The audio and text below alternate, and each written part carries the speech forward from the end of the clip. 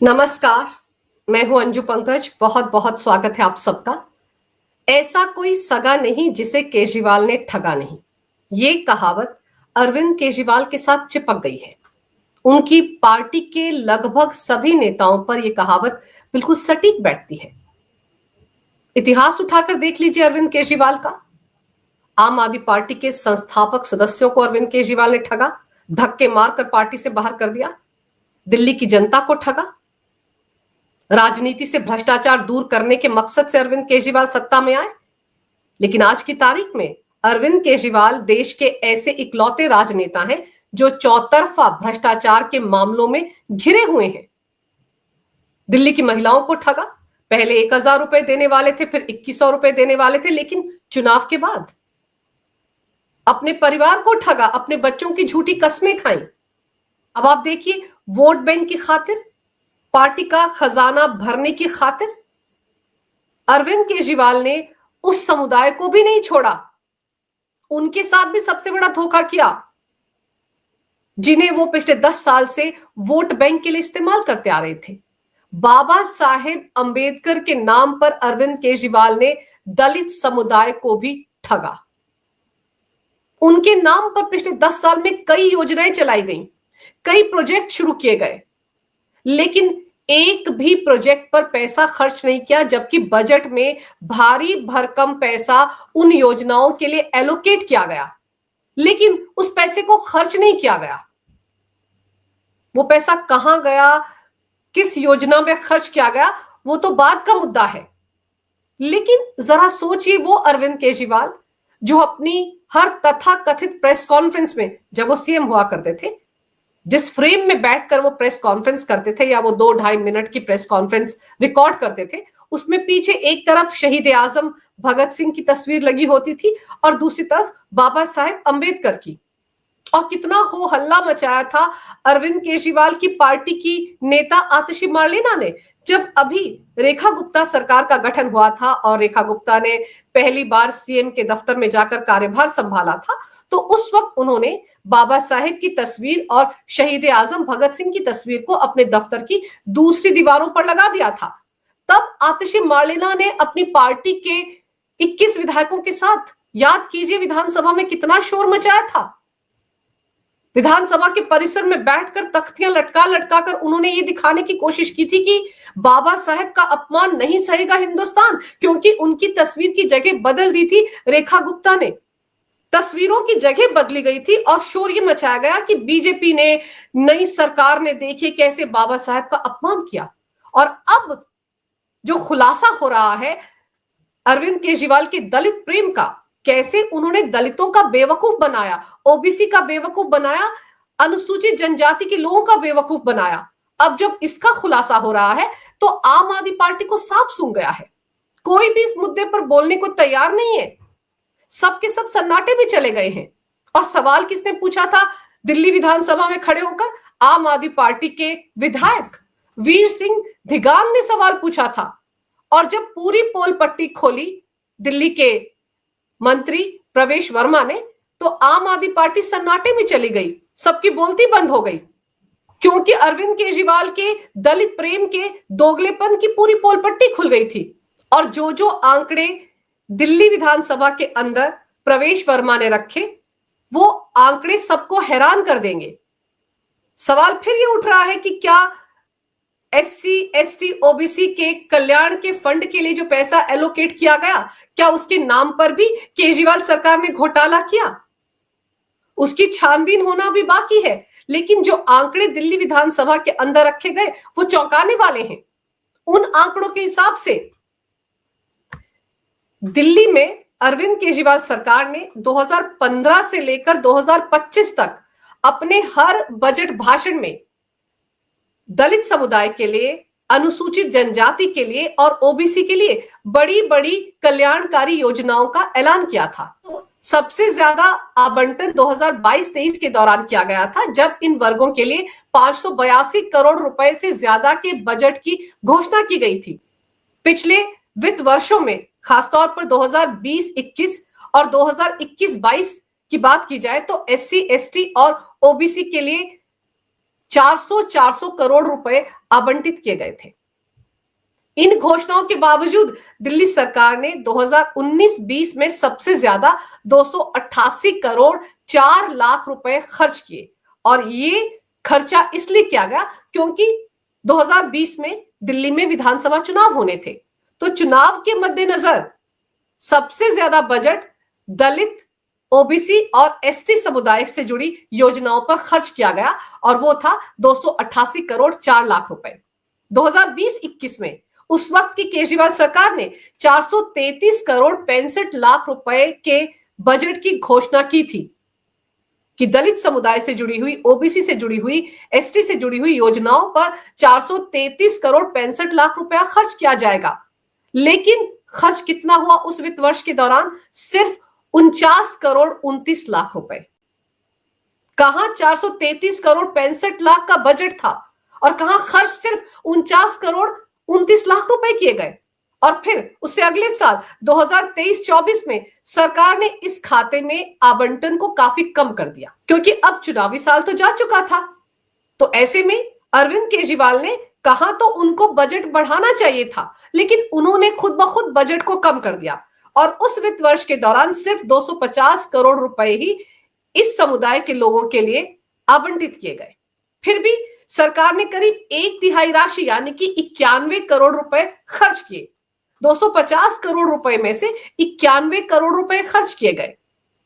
और फिर 2024-25 में अरविंद केजरीवाल सरकार ने 170 करोड़ 78 लाख रुपए के बजट की घोषणा की, लेकिन फरवरी 2025 तक सिर्फ 130 करोड़ रुपए ही खर्च किए जा सके। सवाल ये उठता है कि जब करोड़ों का बजट एससी, एसटी और ओबीसी समुदाय से जुड़ी कल्याणकारी योजनाओं के लिए एलोकेट किया गया था, तो फिर वो पैसा कहां गया?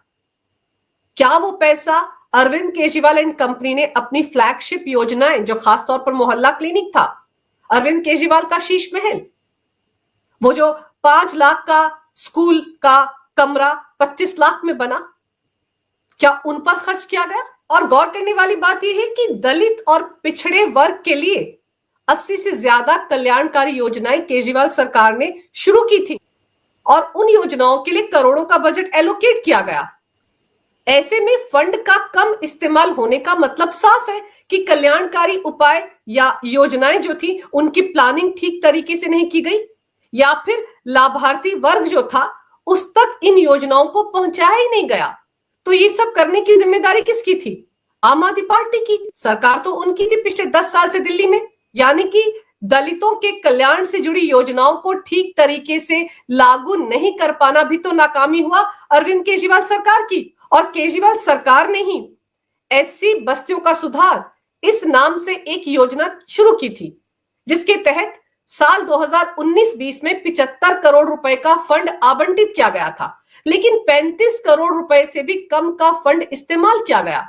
और उससे ठीक अगले साल इसी योजना के लिए 65 करोड़ रुपए एलोकेट किए गए थे, लेकिन खर्च सिर्फ 50 लाख रुपए किए गए।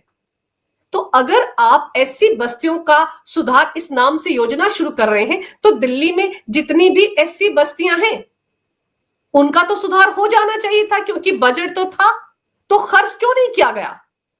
किसके लिए पैसा बचा रहे थे अरविंद केजरीवाल और उनके मंत्री? और फिर दिल्ली सरकार की एक और योजना है, जय भीम मुख्यमंत्री प्रतिभा विकास योजना। इसके तहत 2020-21 में 60 करोड़ रुपए के बजट का प्रावधान किया गया था, लेकिन पूरे साल के दौरान एक पैसा भी इस पर खर्च नहीं किया गया।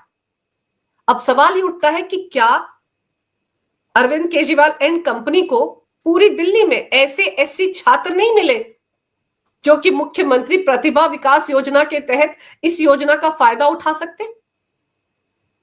उनके नाम पर आपने 60 करोड़ रुपए एलोकेट किए, लेकिन खर्च आपने 1 रुपया नहीं किया। और फिर आप ये देखिए कि वित्त वर्ष 2022 से 2023 के दौरान इस योजना में 90 करोड़ रुपए का बजट रखा गया था, और 2023 से 2024 के दौरान 30 करोड़ रुपए का बजट इसी जय भीम मुख्यमंत्री प्रतिभा विकास योजना के तहत एलोकेट किया गया था। लेकिन 90 करोड़ और 30 करोड़ का बजट भी धरा का धरा रह गया, क्योंकि इस योजना के लिए एक पैसा खर्च नहीं किया केजरीवाल सरकार ने। तो ये दिखावा किस लिए था? आप बजट में बड़ी बड़ी योजनाओं का ऐलान कर रहे थे, यानी कि अपना वोट बैंक खड़ा कर रहे थे दलित समुदाय में, एसटी समुदाय में और ओबीसी समुदाय में।